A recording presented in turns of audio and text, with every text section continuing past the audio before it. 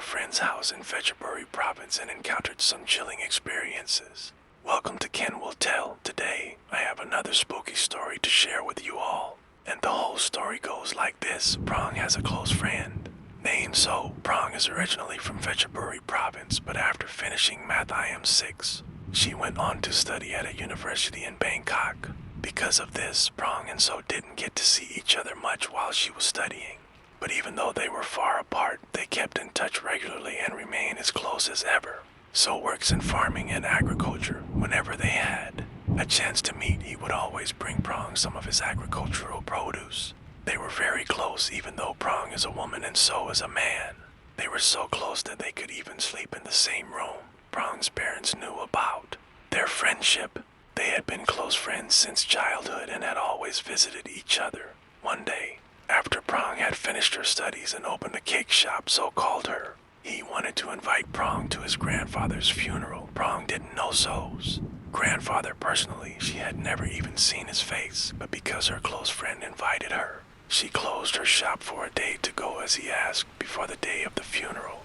Prong called So to ask where his grandfather's house was, saying she would drive herself. So told her, Prong, you don't need to drive. The way to Grandpa's house is quite deep. I'm afraid you'll get lost. Let me pick you up instead. How about this? You come into Fetcherbury town and I'll drive to pick you up. After they finished talking, the next day Prong had her younger sibling drop her off in Fetcherbury town. Then So and his older sibling drove to pick her up. And she was in the car. So stopped to buy things for the funeral. At that time, it was around 4 p.m., almost 5 p.m. By the time they finished shopping, it was past 6 p.m. As they drove out of Fetcherbury town towards Grandpa's house, it began to get dark on both sides of the road. As they drove on, Prong started to feel carsick, but she tried to hold it in, seeing that it was getting dark and they wanted to reach Grandpa's house quickly. So seemed to notice Prong wasn't feeling well. He asked her, Prong, are you okay? Prong said, it's fine, just keep driving. But driving for a bit longer, Prong started to feel like she couldn't hold it anymore. She told So to pull over and she immediately got out of the car to vomit. So came over and rubbed her back, asking, Prong, are you going to be okay? He handed her some water to rinse her mouth. But just as Prong was about to lift the water to drink, So suddenly grabbed her arm, pulled her and said, Prong, don't drink that yet. Let's get back in the car. He pulled her into the car. Once she was inside, she was confused why her friend was in such a hurry. She hadn't even rinsed her mouth or drunk any water after that. So drove off. After a while, Prong noticed that So was acting strangely. He kept rubbing his face constantly ever since they left the spot where she had vomited. So she asked him, So, is something wrong? So replied, oh, nothing. Hearing that, Prong didn't ask further. A little later, Prong suddenly realized So had rushed her back into the car so quickly, even though she hadn't rinsed her mouth or anything when she stopped to throw up. So said, oh, it's nothing. We'll talk when we get to Grandpa's house. Asterisk So seemed to stare straight ahead, like someone trying very hard to focus on driving. He didn't look left or right, or even at the side mirrors. Prong felt it was more unusual than when she first got in the car when So picked her up. And along the way, So didn't seem to try to talk to Prong as he had before. Not long after, So seemed to drive Prong to his own house first to drop off some things and then continued driving to his grandfather's house. As they drove out of the village towards So's grandfather's house, the atmosphere became very desolate. There were hardly any lights along the way. If there were any, they were far apart. There were very few houses. It was a long drive to So's grandfather's house. When they arrived at Grandpa's house, So's parents asked, Prong, how are you? Are you tired from the ride? Then they turned to So and asked, but why did you arrive so late? So said, we stopped to buy things, Mom, and also stopped by the house to pick up some stuff. Then So's grandmother walked out and said, come, dear, let's talk inside the house. Just as Prong and So were about to walk into the house, Prong suddenly saw a human shadow run past her into the house. She wondered who had run in So quickly. Once inside, So's parents arranged food and water and everyone sat down to eat. Eating, they all went to take a bath and then went to bed. That night, Prong and So slept in the same room because Prong was afraid of ghosts. She slept against the wall and pulled the blanket over her head. Then they turned off the lights and went to sleep. After a while, Prong heard a sound like someone coughing. She strained her ears to listen, wondering where the sound was coming from, if it was in the room. It should be so coughing, but as she listened closely, she felt that the coughing sound seemed to come from the next room. Because she was sleeping against the wall, she knew for sure that the sound was coming from the next room. But upon thinking carefully, Prong realized that the room next to where she was sleeping wasn't a room at all. It was an open space in the house, and the coughing sound she heard felt like it was coming from right next to the wall, right where she was sleeping. Hearing that and being afraid of ghosts, Prong began to chant prayers in her mind, sending out meta-loving kindness. Not long after, the coughing sound stopped. Then Prong carefully pulled back her blanket a little, intending to sneak a peek at So to see if he was awake. When she looked, she saw that So was also sleeping with his blanket pulled over his head. Then Prong reached out to touch So, intending to ask him if he heard the sound. But suddenly, So reached out and grabbed Prong's wrist first, and So whispered, "Prong, I heard it too, but don't be scared. Stay quiet. Don't pay any attention to anything." Then So slowly pulled back his blanket and turned to look at Prong. As they looked at each other, Prong began to feel a little more reassured. But her reassurance didn't last long, because she saw So's eyes slowly glance upwards, directly behind Prong, and it seemed like So's eyes were wide open, like someone in shock, seeing something. Then Prong softly called out, So, what's wrong?" So didn't answer. Prong then said again, "So, do you hear me? So, what do you see? If you don't answer, I'm going to turn around and look." So still didn't answer, only stared at the spot behind Prong, his eyes wide. Prong then decided she would turn to look. Just as she was about to turn, So suddenly reached out, grabbed her arm and said, "Prong, don't turn around. Look at me. Don't look." Prong then said, "What is it? What did you see? Tell me." Then So said, "All right, Prong, I'm going to count to 2, and then we both get out of this room together and run outside." "Okay," Prong asked, "What is it? What did you see? Tell me first." So said, "Don't ask now. 1, 2, go." Then both of them got up and ran out of the room immediately, and So shouted loudly, "Grandpa, help! Grandpa, help! Help me!" As he ran out with a terrified look, Prong ran after him, wondering what So was talking about, since his grandfather had already passed away. Then So's parents ran out and shouted, asking So and Prong what was wrong. Their voices echoing through the house. Prong said, "I don't know, Dad. So saw something. I don't know what." At that moment, So still didn't say anything. He seemed to be in shock. After a while, So's grandmother walked out. She walked over and stroked Prong's and So's head, saying, "It's nothing, my child. It's gone now. Grandpa chased it away. Get your senses back. You can talk slowly." Then Prong and So went to sit down and rest. After resting for a while, when asked if Prong was scared, she said she wasn't surprised or afraid because she hadn't seen anything. She had only heard the sounds. It was only So who seemed to have seen something. When Prong saw that So had started to regain his composure, she asked him, "So, what did you see just now, and did you hear the coughing sound?" "Like me?" So replied, "Yes, I heard the coughing sound too, but when I was lying there looking at you, I suddenly saw a large shadow lying on top of you, behind you. At first, I thought it was your reflection, but as I kept looking, that shadow suddenly raised its hand, and I saw it was a very large hand, and you weren't raising your hand at all. What shocked me the most was that the shadow seemed to be putting its face on top of yours. I completely lost it, and it coughed loudly at me too. My senses came back when I heard you say you were going to turn and look. I was afraid you would turn and see that terrifying thing. So I told you to get up quickly, and we ran out of the room." When Prong heard that, it sent shivers down her spine. But because everyone in So's house was walking around the house by then, doing things as usual, and the lights were on, she wasn't too scared. Then Prong asked So, "And why did you shout?" "For Grandpa, even though he's passed away." So explained, "When I got up from where I was sleeping, I heard Grandpa's voice in my ear saying, 'Who's making so much noise here?'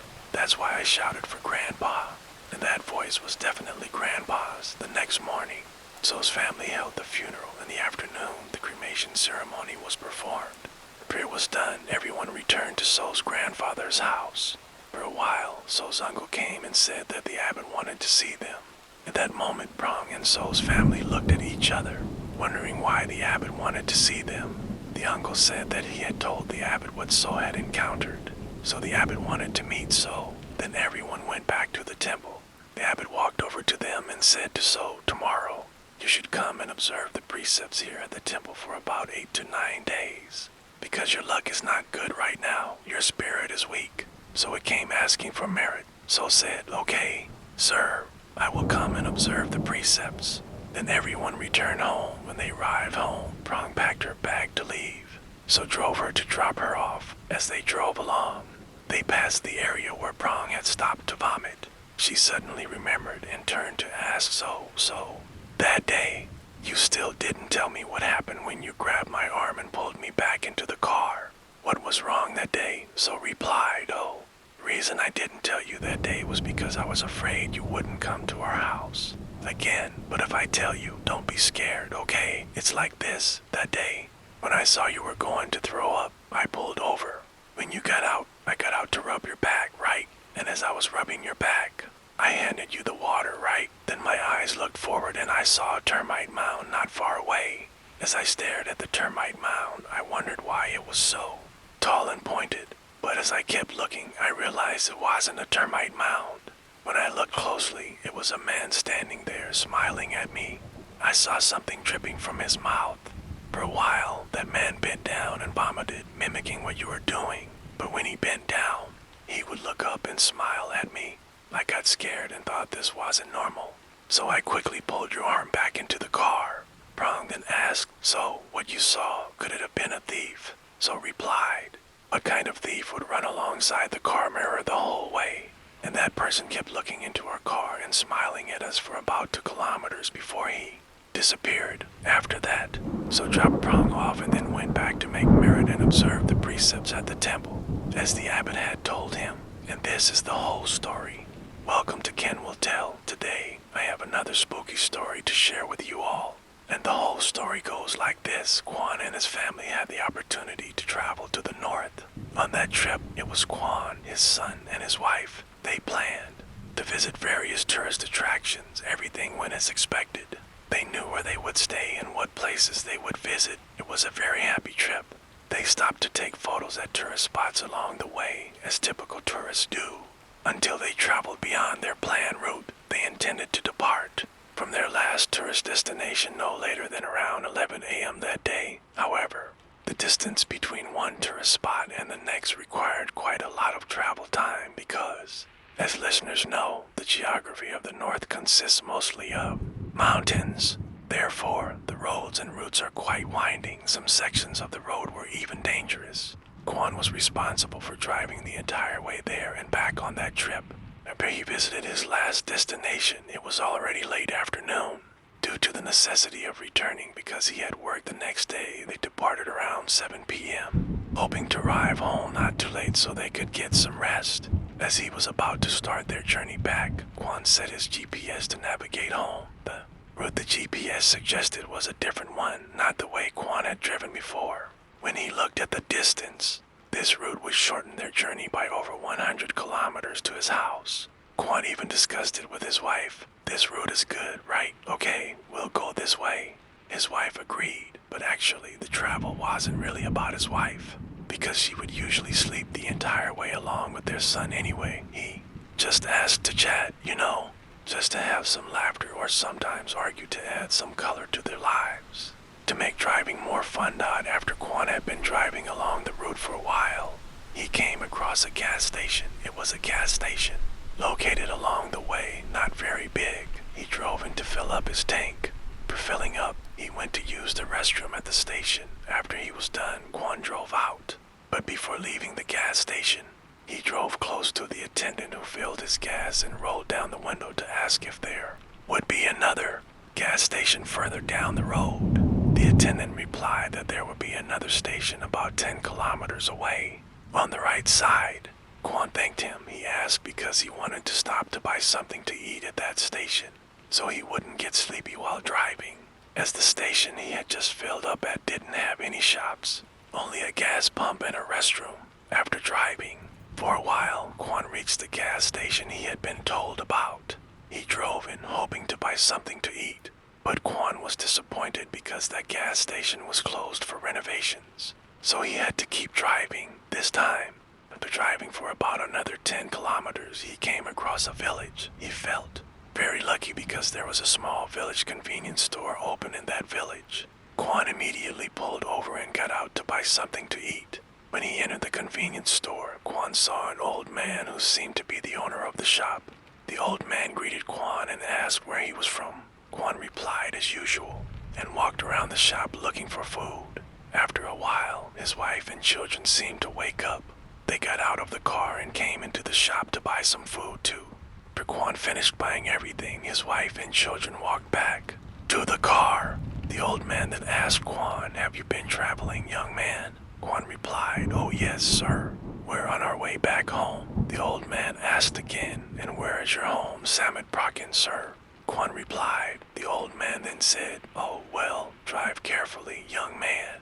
Good luck, good luck," Quan replied. "Thank you very much, sir. Oh, by the way, sir, will there be a gas station ahead?" The old man replied, "Once you drive past this village, it will only be mountains and forests. You'll only find one after you descend from the mountains." After hearing that, Quan thanked the old man and walked to his car.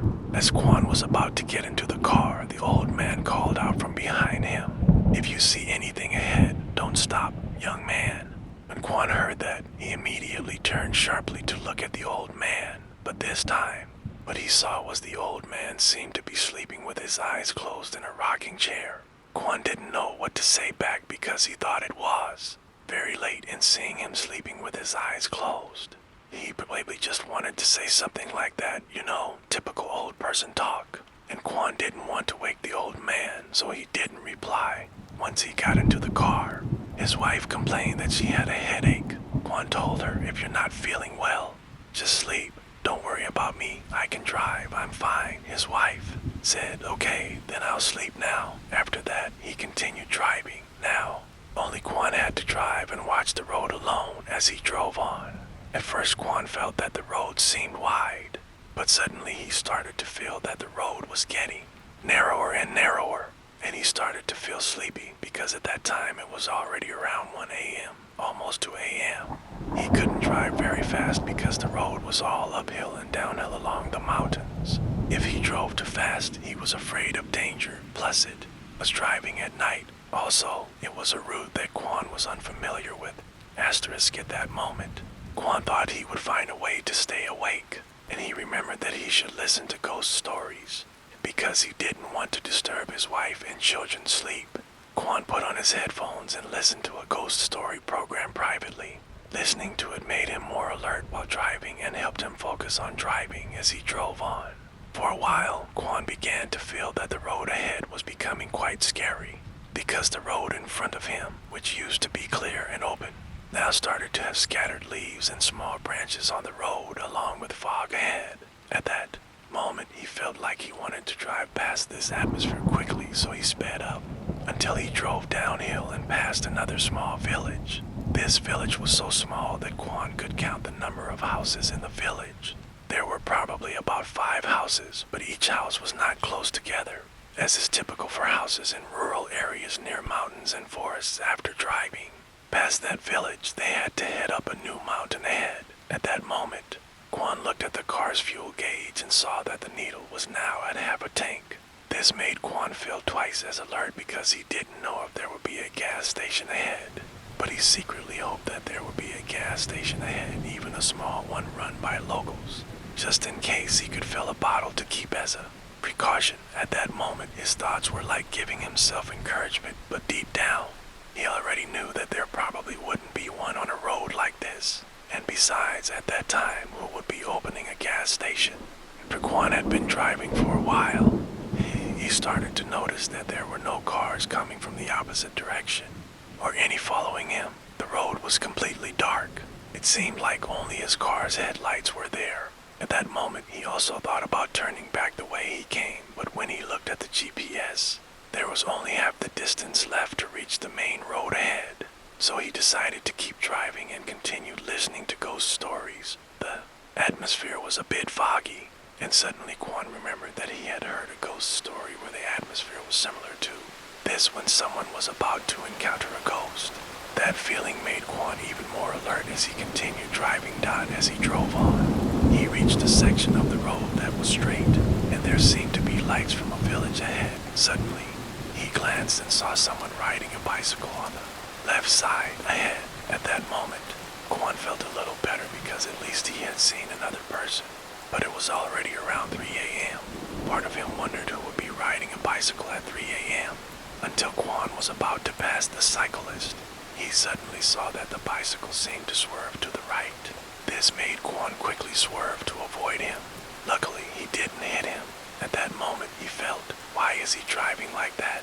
Good thing the car didn't go off the road. After he passed him, he looked in the rearview mirror, and Quan saw that the person on the bicycle had disappeared. Because behind him there was only darkness. At that moment, fear began to creep into Quan's mind. Asterisk. For a while, his wife woke up and asked, what happened to the car just now? What did you swerve to avoid? Quan just nodded in reply and didn't say anything more. In his mind, he remembered what the old man had said, if you see anything, don't stop. So he kept driving to reach the village ahead as quickly as possible. Then, as he drove on, Quan suddenly heard a voice cutting into his headphones. The voice sounded quite low and raspy. Quan thought it was interference from the ghost story program he was listening to. But when he listened closely, the voice didn't seem to be in his headphones. It sounded like he was hearing it from outside, but Quan thought he might just be hearing things. However, not long after, this time the voice spoke again. It was the same voice saying, wait, exactly like the first time. At that moment, Quan's hair stood on end. He quickly pulled his headphones out of his ears, intending not to listen anymore, because the more he listened to ghost stories, the more scared he felt. After that, as he continued driving, Quan suddenly heard a sound on the roof of his car. It was a sound like someone pounding on the roof with their fist. He was very startled. He didn't know what the sound was or if something had fallen on it, but his gut told him he absolutely couldn't stop the car. He had to keep driving. He tried to mentally motivate himself to stay awake and tried to keep his focus, not looking the side mirrors of the car because he was afraid of what he might see. His eyes were fixed on the road ahead. After driving for a while, he felt that the front windshield seemed to have fog obscuring his driving visibility. Quan pressed the button to clear the fog, but the windshield wipers seemed to be malfunctioning. Because when he pressed it, they didn't wipe. Quan kept trying to press it until after a while. When he kept pressing, the windshield wipers seemed to start working, and they wiped slowly and with difficulty. This made visibility even harder than before. At that moment, Quan just resigned himself and focused on driving forward, trying to get past this section first, hoping to see lights ahead on the road, and then he would get out of the car to check. After that, as he drove on, Quan saw a sign on the side of the road that read, checkpoint ahead. At that moment, he felt very happy and relieved because there would be a checkpoint ahead, and certainly military officers would be there. Then after driving for a while longer, his eyes caught sight of something in the rearview mirror. He saw the human legs placed on the back of the car, as if someone was sitting on the roof and dangling their legs down, and they seemed to be swinging their legs too. At that moment, Quan's heart sank to his ankles. He felt shocked and extremely scared. His body froze. He looked straight ahead, trying to maintain his composure to drive to the checkpoint ahead as fast as he could. Then, as he drove until he saw the lights of the checkpoint ahead, Quan suddenly heard a loud noise coming from the back of the car, like someone using their fist to pound on the window. At that moment, he had almost no sanity left. He just kept thinking he had to drive steadily to reach the checkpoint ahead.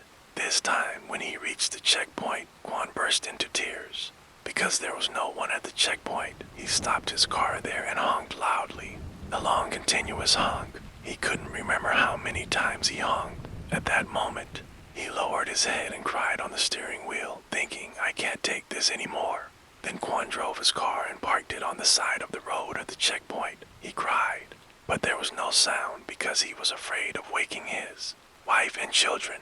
Not long after, Quan accidentally fell asleep.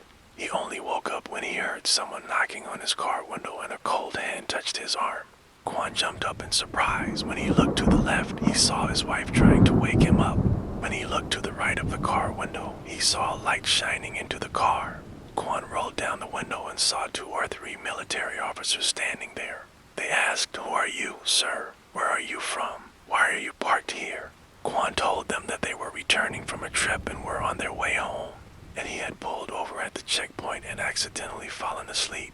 The officers told him to get out of the car first. Seeing Quan's pale face at that moment, he got out of the car with his son and wife. The military officers led them to sit down. At that moment, Quan was trembling. He felt extremely scared. The officers told him to calm down and offered him water to help him feel better. When he started to feel better, he began to tell them all the horrifying events he had encountered. When he finished speaking, one of the military officers who was standing farther away said, "People are still encountering this nowadays." Quan quickly turned to look at him and asked, "What is it, sir?" The officer replied, "Have you gotten over your fear yet? If you have, I'll tell you." Quan said, "Yes, sir." The officer then explained that the story has been around for a long time, so long that he almost forgot about it until Quan came and told them, which reminded him. In the past, there was a migrant worker from a neighboring country who snuck in through natural channels and entered a village in that area. Then he stole a villager's bicycle to escape. The person rode the bicycle along the road through the darkness, intending to reach the town before dawn. But that day, some villagers saw him. The villagers who saw him drove after him to catch him. When the villager's car drove beside him, it seemed that person lost control of his bicycle and swerved towards the villager's car. This caused the villager's car to run over him and the bicycle. When the villagers saw that, they quickly stopped their car to get out and help. But it looked like he wouldn't survive, and before he died, that person said, wait, and then passed away. When the military officer finished telling the story, Quan realized that everything the officer had told him was likely the answer to everything Quan had encountered. After listening to the whole story, Quan and his family stayed at that checkpoint until morning before they could drive home. When they arrived home, he went to make merit and dedicate the merits to that person, and this is the whole story asterisk. Going back to 2021, at that time, company Ball worked for announced their holiday earlier than other companies. Ball thought that since he would have a holiday earlier than others, he planned to travel back home to Phitsanulok province with his girlfriend. Ball decided to depart around 7 a.m.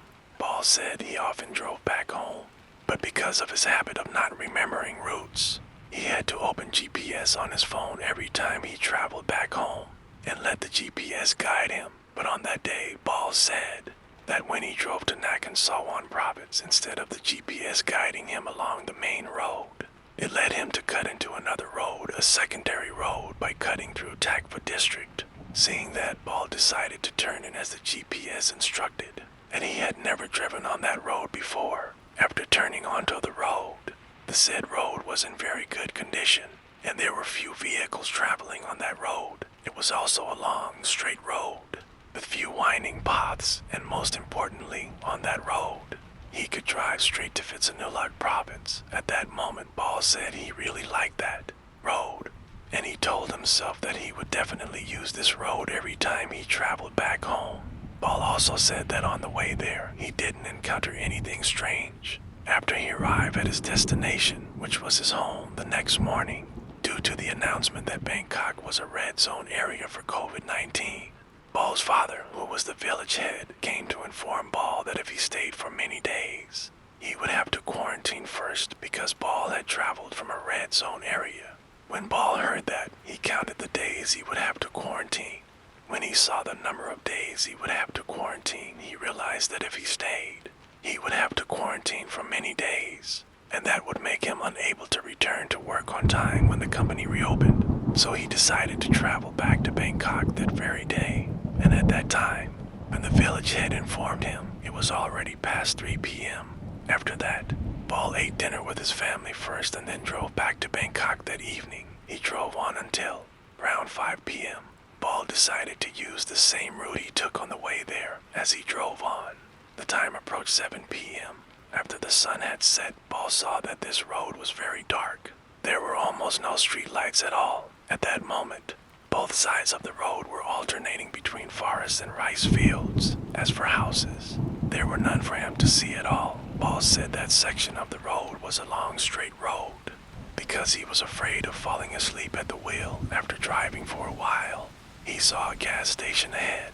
He decided to turn into the gas station, intending to stop to use the restroom and wash his face to refresh himself. After he finished his personal business, when he walked out of the restroom, he saw a gas station attendant walk up to him, and that gas station attendant asked, "Brother, are you filling up with gas?" Ball replied, "Oh no, brother, I already filled up. I just stopped to use the restroom for a bit." When the gas station attendant heard that, he asked Ball again, something like, "By the way, brother, where are you going?" Ball told the gas station attendant that he was traveling to Bangkok. The gas station attendant then said, "At this time, brother," his voice was very startled. At that moment, Ball thought, why is he talking like that? Even though it's only a little past 7 p.m. Why does he talk as if it's very late? Then Ball said, "It's only 7 p.m. now, brother." That gas station attendant immediately replied, "Brother, around here, 7 p.m. is like 1 a.m., brother. There aren't many cars passing by, and the road is dark and dangerous. Even locals here don't usually drive out at night. The reason I asked if you were filling up with gas is because I'm closing the station and going home. Anyway, I wish you a safe journey, brother. Drive carefully." After they finished talking, Ball got into his car and opened the GPS for navigation. Not long after he drove out of the gas station, the GPS map indicated that in 15 kilometers he should turn left, even though before that, Ball had seen the GPS map showing a long straight road. Then, when Ball drove to the entrance of the alley where the map told him to turn left, he stopped the car and turned to talk to his girlfriend. "Hey, the GPS says we should turn left. What do you think?" Ball's girlfriend said, "Turn left, as the map says, because we don't know the way around here. Maybe there's road construction ahead. So the GPS is telling us to turn." Then Ball told his girlfriend to try to zoom in on the GPS map. But looking closely, his girlfriend told Ball that if they turned left, it would lead back to the original road, forming a U shape with a total distance of 7 kilometers. So Ball decided to drive according to the map because he saw it was only 7 kilometers died after turning in. He saw that the road he had just entered was a narrow dirt road where cars could not pass each other. Both sides of the road were overgrown with forest, and while driving into the alley, Ball kept his high beams on the whole way as he drove on. The GPS indicated again that in 500 meters, he should turn right. Then he slowly drove. After turning right, Ball was startled because